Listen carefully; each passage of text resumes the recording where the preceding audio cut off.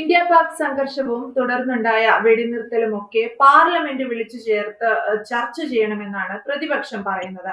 Rajagopal sir, ഈ ഒരു അവസരത്തിൽ പാർലമെന്റ് വിളിച്ച് ചർച്ച ചെയ്യേണ്ടുന്ന ഒരു കാര്യമുണ്ടോ? അത് നമ്മുടെ ഒരു ദേശീയ സുരക്ഷയൊക്കെ ബാധിക്കുന്ന ഒരു കാര്യം കൂടിയാണെന്നുള്ള അഭിപ്രായവും ഉയർന്നു വരുന്നുണ്ട്.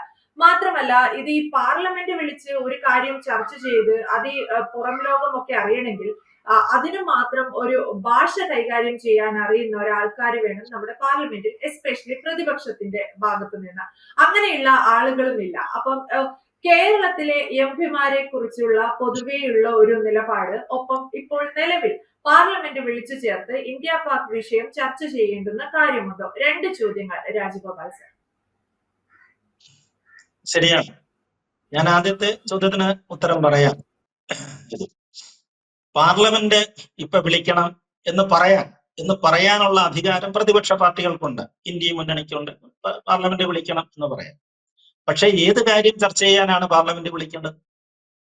പാർലമെന്റ് വിളിക്കേണ്ടത് യുദ്ധം ചർച്ച ചെയ്യാനാണ്, അല്ലെങ്കിൽ പഹൽഗാം അറ്റാക്ക് ആയിട്ടുള്ള കാര്യങ്ങൾ ചർച്ച ചെയ്യാൻ വേണ്ടിയിട്ടാണ്. എന്തിനാണ് പാർലമെന്റ് വിളിക്കേണ്ടത്?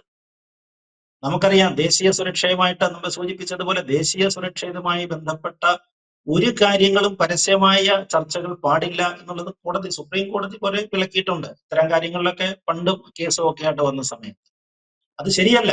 നമ്മുടെ രാജ്യത്തിന്റെ സുരക്ഷയെ ബാധിക്കുന്ന ഒരു വിഷയങ്ങളും പൊതുവായിട്ട് ചർച്ച ചെയ്യുന്നത് ശരിയല്ല. അത് സത്യമാണ്. രാജ്യസ്നേഹമുള്ള ഒരാൾ പോലും അത്തരം കാര്യങ്ങളിൽ ഒരു ആവശ്യം പോലും ഉന്നയിക്കത്തില്ല. പിന്നെ പ്രതിപക്ഷത്തിന് പറയാം, ഞങ്ങൾക്ക് ചിലതൊക്കെ പറയാനുണ്ട്, അതുകൊണ്ട് പാർലമെന്റ് വിളിക്കണം, പാർലമെന്റ് വെച്ച് വേണം ഞാൻ ഇത്തരം കാര്യങ്ങളെന്നൊക്കെ പറയാനുള്ള അവകാശം അവർക്കുണ്ട്, അതവർ പറഞ്ഞോട്ടെ. പക്ഷേ ഇതിനകത്ത് നമ്മൾ ശ്രദ്ധിക്കേണ്ട ഒരു അഭിപ്രായം പറഞ്ഞത് NCPയുടെ നേതാവായ ശ്രീ ശരത് പവാറാണ്. അദ്ദേഹം ഇന്ത്യൻ രാഷ്ട്രീയത്തിലെ പരിണതപ്രജ്ഞനായ നേതാവാണ്. മറ്റാരേക്കാളും, നമ്മുടെ ഈ ഇന്ത്യ മുന്നണിയിലുള്ള ഏത് നേതാവിനേക്കാളും പരിണതപ്രജ്ഞനാണ് അദ്ദേഹം. പിന്നെ കോൺഗ്രസിനോടൊപ്പം നിന്ന കാലത്താണ്, കോൺഗ്രസിനുണ്ടായിരുന്ന കാലത്താണെങ്കിലും അതിനോടൊപ്പം നിന്ന കാലത്താണ്, ഇന്ത്യയുടെ പ്രധാനമന്ത്രിയൊക്കെ ആകേണ്ടിയിരുന്ന ആള് തന്നെയായിരുന്നു അദ്ദേഹം. അദ്ദേഹത്തിന് ദീർഘകാലം അത്തരം കാര്യങ്ങളിലൊക്കെ വ്യാപൃതനാകാൻ കഴിയുന്ന, മഹാരാഷ്ട്ര പൊളിറ്റിക്സിനെ അതിന്റെ നെടുന്തൂണായി നിന്ന ആളാണ് ശ്രീ ശരത് പവാർ. അദ്ദേഹത്തിന്റെ വാചകം നമ്മൾ ശ്രദ്ധിച്ചിരുന്നില്ലേ? അദ്ദേഹം എന്താണ് പറഞ്ഞത്? ഒരിക്കലും ശരിയല്ല, ഒരിക്കലും ശരിയല്ല. ഇപ്പൊ പാർലമെന്റ് വിളിക്കണം എന്ന് പറയുന്നതിന് ഒരു കാരണവശാലും ന്യായീകരിക്കാൻ ഒക്കത്തില്ല. അത്തരം കാര്യങ്ങൾ ചർച്ച ചെയ്യേണ്ട വേദി ഇതല്ല, അതിന്റെ സമയവും ഇതല്ല എന്ന് അദ്ദേഹം ഒരു സംശയവുമില്ലാതെ അത് വെളിപ്പെടുത്തി. അതിനുശേഷം ഇത്തരം വലിയ ആവശ്യങ്ങളൊന്നും ശരത് പവാറിനെ പോലൊരു മുതിർന്ന നേതാവ്, വളരെ അനുഭവ സമ്പന്നനായ ആൾ പറഞ്ഞതിന് ശേഷം പിന്നെ ആരും അങ്ങനെ വലുതായിട്ട് പ്രതികരിച്ചു കണ്ടില്ല. എന്തിനാണ് ഇപ്പൊ പാർലമെന്റ് വിളിക്കുന്നത്? ഇന്ന് കേന്ദ്രമന്ത്രിസഭ യോഗം നടക്കുന്നുണ്ട്. അത് തന്നെയല്ല, ബ്രീഫിംഗ് പ്രധാനമന്ത്രി അടക്കമുള്ളവർ വിശദീകരിക്കുന്നുണ്ട്. അതേ യുദ്ധക്കളത്തിൽ ഇറങ്ങിയിട്ടുകൊണ്ട്, യുദ്ധക്കളത്തിൽ എന്ന് പറഞ്ഞു കഴിഞ്ഞാൽ കഴിഞ്ഞ ദിവസം കണ്ടില്ലേ, എയർപോർട്ടിലൊക്കെ പോയി അവരുടെ അവകാശവാദങ്ങളെ, പാകിസ്ഥാന്റെ അവകാശവാദങ്ങളെ എല്ലാം ഖണ്ഡിച്ചുകൊണ്ടാണ് അല്ലെ അദ്ദേഹം നമ്മുടെ സൈന്യത്തോടൊപ്പം ചേർന്ന് നിന്ന് നമ്മുടെ ഭാരത മാതാവിനെ ജയ് വിളിക്കുന്നുണ്ട്. പിന്നെന്താണ് ഒരു പ്രൂഫ് അവിടെ വേണ്ടത്? ആകെ കൂടെ വേണ്ടി വരുന്നതെന്ന് എനിക്ക് തോന്നുന്നത്, ഈ പഹൽഗാമിൽ എന്തെങ്കിലും സുരക്ഷാ വീഴ്ച സംഭവിച്ചോ, അതായിരിക്കാം ഒരുപക്ഷെ മോദിക്കെതിരെ ഉയർത്താൻ ഉദ്ദേശിക്കുന്ന ഒരാരോപണം എന്നെനിക്ക് തോന്നുന്നു. അതിനു വേണ്ടിയിട്ടായിരിക്കാം ഇവരൊരു അവസരം ഒരുക്കുന്നതെന്ന് തോന്നുന്നു. ഇതിന്റെ രണ്ടാമത്തെ വശത്തേക്ക് വന്നു കഴിഞ്ഞാൽ, നമ്മൾ പാർലമെന്റ് വിളിക്കുക എന്ന് പറഞ്ഞാൽ വലിയ ചെലവുള്ള കാര്യമാണ്, നിസ്സാര കാര്യമൊന്നുമല്ല. ഇവിടുത്തെ എംപിമാർക്കെല്ലാം, കേരളത്തിന്റെ അങ്ങേയറ്റത്ത് കിടക്കുന്ന എംപിമാര് നമ്മൾ 20 പേരുണ്ട്. അതില് സുരേഷ് ഗോപി അടക്കം, പിന്നെ പ്രതിപക്ഷത്തുള്ള CPM-ന്റെ MP വിളിച്ച് 18 പേരും UDF മുന്നണിയിൽപ്പെട്ട എംപിമാരാണ്. ഇവർക്കെല്ലാം ഇവിടുന്ന് പ്ലെയിൻ ടിക്കറ്റ് വേണം, അവർക്കൂടെ താമസ സൗകര്യങ്ങളെല്ലാം കൊടുത്തിട്ടുണ്ട്. എന്ത് ചെലവാണ് ഒരു ദിവസത്തെ പാർലമെന്റ് സെഷൻ, നമ്മുടെ കണക്കുകളൊക്കെ കണ്ടിട്ടില്ലേ? അപ്പൊ അങ്ങനെയൊക്കെ ഒരു പാർലമെന്റ് ഒക്കെ വിളിച്ചു കൂട്ടിയ ശേഷം വെറുതെ അവിടെ ചെന്ന് പ്രശ്നങ്ങൾ ഉണ്ടാകുക നമ്മൾ കഴിഞ്ഞ കുറെ കാലമായിട്ട് കാണുന്ന ഒരു കാര്യമാണ്. ഒരു ഹെൽത്തി ഡിസ്കഷൻ, ആരോഗ്യപരമായ ഒരു ചർച്ച നമ്മുടെ പാർലമെന്റിൽ നടന്നിട്ട് എത്ര കാലമായി? ഇതായിരുന്നു നമ്മുടെ പാർലമെന്റ്? എനിക്ക് ഓർമ്മയില്ല, പക്ഷെ ഞാൻ കേട്ടും ചില ക്ലിപ്പിംഗ്സ് ഒക്കെ കണ്ടിട്ടുണ്ട്. നമ്മുടെ VK കൃഷ്ണമേനോൻ, നമ്മുടെ മലയാളിയാണ്, ഇന്ത്യ കണ്ട ഏറ്റവും ശക്തനായ പ്രതിരോധ മന്ത്രിയായിരുന്നു. ചൈന യുദ്ധകാലത്തൊക്കെ ഏറ്റവും ശക്തനായ പ്രതിരോധ മന്ത്രിയായിരുന്നു അദ്ദേഹം. അന്ന് വലിയ സൗകര്യങ്ങളും സാങ്കേതികത്വമൊന്നും ഇല്ലാത്ത കാലത്തായിരുന്നു. നെഹ്റുവിന് പോലും ഭയമായിരുന്നു. അദ്ദേഹത്തെ ഭയമായിരുന്നു. രണ്ടു തരത്തിലുള്ള ഭയമുണ്ടെന്നാണ് പറയുന്നത്. ഒന്ന്, അദ്ദേഹത്തിന്റെ സഹോദരിയുമായിട്ട്, വിജയലക്ഷ്മി പണ്ഡിറ്റുമായിട്ട് കൃഷ്ണമേനോന് എന്തോ ചില സൗഹൃദങ്ങളൊക്കെ ഉണ്ടായിരുന്നു.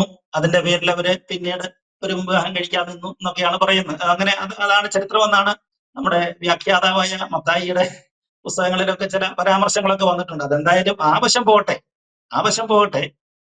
പക്ഷേ ഇത് സംഭവിച്ചിട്ടുണ്ട്. അദ്ദേഹമൊക്കെ പ്രസംഗിക്കാൻ എഴുന്നേറ്റ് കഴിഞ്ഞാൽ ശരിക്കും അക്ഷരാർത്ഥത്തില് അന്ന് ഇത്രയും സൗകര്യങ്ങളില്ലെങ്കിൽ പോലും ഭാരതം അടക്കം ശ്രദ്ധിക്കുമായിരുന്നു. ഇംഗ്ലീഷിലായിരുന്നു അദ്ദേഹം പ്രസംഗിക്കുന്നത്. പ്രസംഗമാണ് ഇംഗ്ലീഷിലുള്ള പ്രസംഗം. അദ്ദേഹത്തിന്റെ ഉച്ചാരണം, അദ്ദേഹത്തിന്റെ വാഗ്ധോരണി, ആശയസമ്പുഷ്ടത, വ്യക്തത, ചൈന യുദ്ധത്തെ കുറിച്ചൊക്കെയുള്ള എന്ത് ഗംഭീരമായ പ്രസംഗങ്ങളാണ്. ചില റീൽസ് ഒക്കെ നമ്മൾ ഇതിനകത്തിലൊക്കെ കാണുന്നുണ്ട്. നമുക്ക് അന്നത്തെ കാലത്തെ കുറിച്ച് വലിയ ശേഖരങ്ങളുണ്ടോ എന്ന് എനിക്ക് അറിഞ്ഞുകൂടാ. ബുദ്ധിപരമായിട്ട് സംസാരിക്കാൻ, അത് രസകരമായിട്ട് സംസാരിക്കാനും അദ്ദേഹം എടുക്കാനായിരുന്നു. വി കെ കൃഷ്ണമേനോൻ അത് രസകരമായിട്ട് സംസാരിക്കാനും എടുക്കാനായിരുന്നു. അദ്ദേഹത്തിന് ഇതുപോലെ സംസാരിച്ച് ഇംഗ്ലീഷ് ഒന്നാം തരം ഇംഗ്ലീഷാണ് സംസാരിച്ച് വരുന്ന കൂട്ടത്തിൽ എന്തോ ഇതുപോലെ ഒരു കൗതുകരമായ ഒരു സംഭവം ഞാൻ ഓർക്കുകയാണ്. സംസാരിച്ച് വരുന്ന കൂട്ടത്തിലാണ് നമ്മുടെ അദ്ദേഹം കാളവണ്ടികൾ എന്തോ ഇങ്ങനെ വസ്തുതകളെ ഇങ്ങനെ പറഞ്ഞുകൊണ്ട് വരുന്ന കൂട്ടത്തില് കാളവണ്ടിയുടെ മൂവ്മെന്റ്, കാളവണ്ടിയുടെ ചലനത്തെ കുറിച്ച് ഇങ്ങനെ ഒരു ഭാഗം വന്നതിനകത്ത്. അതായത് കാളവണ്ടി എന്ന് പറഞ്ഞു കഴിഞ്ഞാൽ ഇപ്പോഴത്തെ കാളവണ്ടിയല്ല, കാളകൾ വലിക്കുന്ന തടിയുടെ അതിന്റെ പുറത്ത് പിന്നെ ഇരുമ്പ് മെറ്റൽ ചുറ്റിയ ചാടുകളുള്ള കാളവണ്ടിയാണ്. ഇരുമ്പ് മെറ്റലാണ് അതിന്റെ പുറത്ത് ചുറ്റുന്നത്. ഇപ്പം ടയറും ഒക്കെയാണ് കാളവണ്ടിയിൽ കൂടുതലായിട്ട് വരുന്നത്.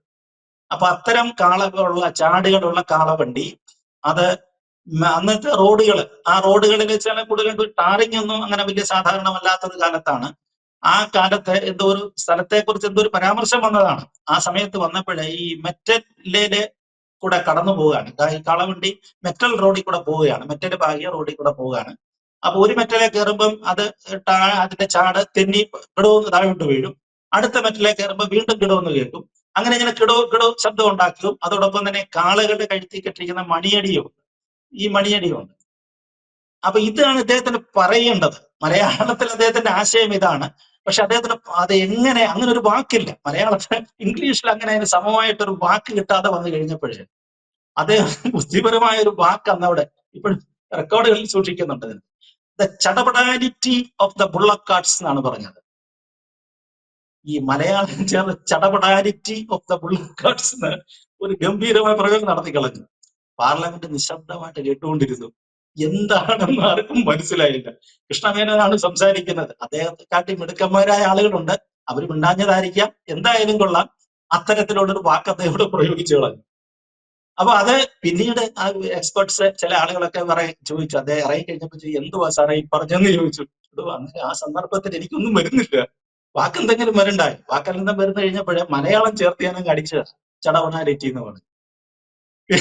പിന്നെ നമ്മുടെ കേട്ട മനോഹരമായ ഒരു പ്രയോഗം എന്ന് പറഞ്ഞാൽ അത് കേരള നിയമസഭയിലാണ്. നമ്മുടെ കെ എം മാണി സാറ്, നമ്മുടെ സംസ്ഥാനത്ത് ഏറ്റവും കൂടുതൽ ബജറ്റ് അവതരിപ്പിച്ചിട്ടുള്ള നമ്മുടെ ധനകാര്യമന്ത്രി കെ എം മാണി സാറിന്റെ അഡീഷണാലിറ്റി, അതൊക്കെ നിങ്ങളൊക്കെ കേട്ടിട്ടുണ്ടാവും. അഡീഷണാലിറ്റി എന്നൊരു വാക്ക് അദ്ദേഹം കേരള നിയമസഭയ്ക്ക് സംഭാവന ചെയ്തതാണ്. അല്ല, ഞാൻ പറഞ്ഞു വന്നത്, അദ്ദേഹത്തെ പോലെ ആളുകളാണ് പാർലമെന്റിൽ അന്ന് സംസാരിക്കുന്നത്, മലയാളത്തിന് നമ്മുടെ മലയാളികളായിട്ടുള്ളത്.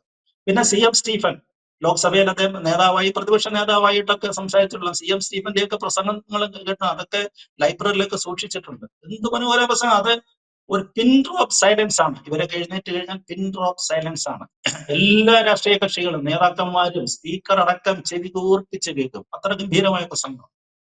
ആ ഒരു കേഡറിൽ, ആ ഒരു നിലവാരത്തിൽ സംസാരിക്കാൻ പിന്നെ നമുക്കാകെ നമ്മളിപ്പോ കണ്ടത് അത്രയും ഒന്നുമല്ല. അദ്ദേഹത്തിന് ഇംഗ്ലീഷ് എല്ലാവർക്കും ഒന്നും അത് മനസ്സിലാകത്തില്ലെങ്കിൽ പോലും, വേറൊരു ബ്രിട്ടീഷ് ഇംഗ്ലീഷ് ആണെങ്കിൽ പോലും ശശി തരൂർ സംസാരിക്കും.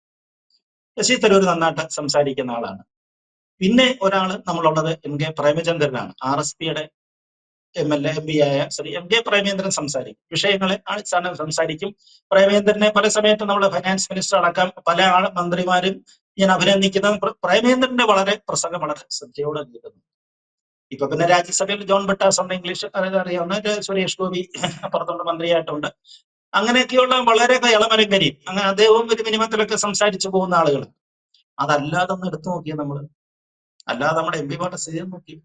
ഇന്ത്യൻ പാർലമെന്റിൽ ഒരു വിഷയത്തെക്കുറിച്ച് ആരോഗ്യകരമായ ഒരു ചർച്ചയിൽ നന്നായിട്ട് സംസാരിക്കാൻ കഴിയുന്ന എത്ര MP മാരെ നമുക്കുണ്ട്? നമ്മൾ കുറെ കാലം കൊണ്ട് ഇതെല്ലാം കണ്ടുകൊണ്ടിരിക്കുകയാണ്. ഇവരിൽ നിസ്സാരക്കാരല്ല, 30-40 കൊല്ലമായിട്ട് പാർലമെന്റിൽ സർവീസ് ചെയ്യുന്നവരാണ്, പാർലമെന്റ് അംഗങ്ങളാണ്, MP-മാരായ ആളുകളാണ്. ഹിന്ദിയിൽ പോലും, ഇംഗ്ലീഷ് വേണ്ട, ഹിന്ദിയിൽ പോലും പറഞ്ഞവതരിപ്പിക്കാനുള്ള ശേഷിയില്ല. നമ്മളതിനെ ആരോടാ കുറ്റം പറയുന്നത്? അവരെയൊക്കെ നമ്മൾ ജയിപ്പിച്ചു വിടുന്നുണ്ട്. അവരെയൊക്കെ നമ്മൾ ഇപ്പം 40 വർഷത്തിലധികമായിട്ട് MP ആയിട്ടുള്ള ആളുകൾ വരെയുണ്ട്. വളരെ സീനിയർ മോസ്റ്റ് ആണ്. അദ്ദേഹത്തിന്റെ പേര് ഞാൻ പേര് പറയുന്നില്ല. അദ്ദേഹത്തിന്റെ മുമ്പിലാണ് സത്യപ്രതിജ്ഞ ചെയ്യേണ്ടത്. സ്പാനലും ഒക്കെ വന്നു കഴിഞ്ഞ സമയത്ത് അദ്ദേഹത്തെ പിന്നെ മുമ്പ് സത്യപ്രതിജ്ഞ ചെയ്യണം. ഏറ്റവും പാർലമെന്റിലെ ഏറ്റവും സീനിയർ മോസ്റ്റ് ആണ്. എന്താണ് ഇവരൊക്കെ സംസാരിക്കുന്നത്? എന്തിനാണ് ഇവരൊക്കെ അവിടെ പോകുന്നത്? എന്ത് കാര്യത്തിലാണ് പോകുന്നത്? ഞാൻ രാഹുൽ ഗാന്ധിയെ പ്രസംഗത്തെ, പ്രതിപക്ഷക്കാരുടെ പ്രസംഗത്തെ അക്കാര്യത്തിൽ നിന്ന് മാറ്റി നിർത്തുകയാണ്. ഞാൻ അതിലേക്ക് പോകുന്നില്ല, അത്തരം വിഷയങ്ങളിലേക്ക് പോകുന്നില്ല. നമ്മുടെ MP മാരുടെ പെർഫോമൻസ്, അവരാണല്ലോ കൂടുതലുള്ളത്. കോൺഗ്രസ് MP മാരാണ് കൂടുതലുള്ളത്. പിന്നെ ആരും അവിടെ സംസാരിക്കുന്നത്? നമ്മൾ ആരും കണ്ടിട്ടില്ല. കഴിഞ്ഞ പ്രതിപക്ഷ നേതാവ് ഉണ്ടായിരുന്നു, ബംഗാളിൽ നിന്നുള്ള ചൗധരി ഉണ്ടായിരുന്നു. ചൗധരി ഒരുവിധം സംസാരിക്കുമായിരുന്നു. പിന്നെ എന്ത് പറയാനാണ് അവിടെ? പറഞ്ഞു വന്നു കഴിഞ്ഞിട്ട് നല്ല ഹിന്ദിയിൽ, അവരുടെ പ്രാദേശിക ഭാഷയിൽ പോലും സംസാരിക്കാൻ കഴിവില്ലാത്ത, അല്ലെങ്കിൽ ഹിന്ദി പറയുന്ന ദേശീയ ഭാഷയിൽ പോലും സംസാരിക്കാൻ കഴിവില്ലാത്ത MP മാരാണ്. ഗതികേടാണ് നമുക്കുണ്ടായിരിക്കുന്നത്. പിന്നെ പ്രതിപക്ഷത്തെ എന്താക്രമിക്കുമെന്നാണ് ഇവർ പറയുന്നത്? ഭരണകക്ഷി എന്താക്രമിക്കുമെന്നാണ് പറയുന്നത്? ഒരാക്രമണം ഉണ്ടാകാൻ പോകുന്നില്ല. പണ്ടത്തെ പോലെ ചുമ്മാ പാർലമെന്റ് വിളിച്ചു കൂട്ട് എന്തെങ്കിലും ഒന്ന് ആരെങ്കിലും ഏതെങ്കിലും മൂലയ്ക്കിരുന്ന് പറയും, ഒരു ബഹളം ഉണ്ടാകും. ഉടൻ തന്നെ സ്പീക്കർ അവരെ ഒന്നിൽ നടപടിയെടുക്കും, അല്ലെ കുറച്ച് കാലത്തേക്ക് പുറത്താക്കും. ഒരു ബഹളം, ഒരു അടിച്ചു പിരിയൽ. നമ്മുടെ ജഗതി കിലുക്കത്തിൽ പറയുന്ന പോലെ അടിച്ചു പിരിഞ്ചു എന്ന് പറഞ്ഞതുപോലെ ഒരു അടിച്ചു പിരിയൽ നമ്മുടെ സാഹചര്യം മാത്രമൊക്കെ അവിടെ ഉണ്ടാവുള്ളൂ. ആരോഗ്യപരമായിട്ട് നമ്മുടെ തരത്തിലുള്ള ഒരു ഡിസ്കഷന്, ഒരു ചർച്ചയ്ക്കുള്ള ഒരു അവസരം പാർലമെന്റിൽ ഉണ്ടാകുമെന്ന് എനിക്ക് തോന്നുന്നില്ല. ഇതുവരെയുള്ള അവരുടെ നിലവാരവും പ്രസംഗങ്ങളുടെ ഒരു സാധ്യതയും കണ്ട ശേഷം. സാറി സൂചിപ്പിച്ചതുപോലെ പ്രതിപക്ഷം ആവശ്യപ്പെടുന്നത് പാർലമെന്റ് വിളിച്ചു ചേർത്ത് ഇന്ത്യ പാക് വിഷയം സംബന്ധിച്ച് ഒരു ചർച്ച നടത്തണമെന്നാണ്. പക്ഷേ സാറി പറഞ്ഞതുപോലെ ഈ ചർച്ച നടത്താൻ ഏറ്റവും കൂടുതലുള്ളത് കോൺഗ്രസ് MP മാരാണ്. പാർലമെന്റിൽ ഇരിക്കുന്ന എല്ലാവർക്കും ഒരു പക്ഷേ ഹിന്ദിയിൽ സംസാരിച്ചാൽ മനസ്സിലാകുമായിരിക്കും. പക്ഷേ ലാംഗ്വേജ് നന്നായിട്ട് കൈകാര്യം ചെയ്യാൻ അറിയുന്ന എത്ര MP മാരുണ്ടെന്ന് ചോദിച്ചാൽ അതിനുള്ള ഉത്തരം വളരെ വളരെ പരിമിതമായിരിക്കും. വിരലിൽ എണ്ണാവുന്നവർ മാത്രം എന്ന് നമ്മൾ ഉത്തരം പറയേണ്ടി വരും. ഈ കോൺഗ്രസ് ആണല്ലോ ഈ ഒരു വിഷയത്തിൽ എതിർത്ത് സംസാരിക്കേണ്ടതും അല്ലെങ്കിൽ വിമർശനങ്ങൾ ഉന്നയിക്കേണ്ടുന്നവരും. ഏത് ഭാഷയിൽ അവര് ലോകത്തോട് കമ്മ്യൂണിക്കേറ്റ് ചെയ്യും എന്നുള്ളതിലാണ് ആശയക്കുഴപ്പം. ഈ പറഞ്ഞതുപോലെ ഇംഗ്ലീഷ് കൈകാര്യം ചെയ്യാനുള്ള ഒരു പരിചയക്കുറവ് അല്ലെങ്കിൽ ജ്ഞാനക്കുറവൊക്കെ ഉണ്ട് എന്നുള്ളത് പലതവണ പാർലമെന്റിൽ കണ്ടതാണ്. രാജഗോപാൽ സാർ വളരെ പാർലമെന്റിൽ ഒരു ഇംഗ്ലീഷ് പ്രസംഗം അവതരിപ്പിച്ച നമുക്ക് മുൻപേ ഉള്ളവരെ കുറിച്ചും ഇപ്പോ എങ്ങനെ കൈകാര്യം ചെയ്യുന്നതിനെ കുറിച്ചുമുള്ള ഒരു ചർച്ചയാണ് പറഞ്ഞത്. എന്തായാലും വ്യക്തമാണ്. Thank you sir.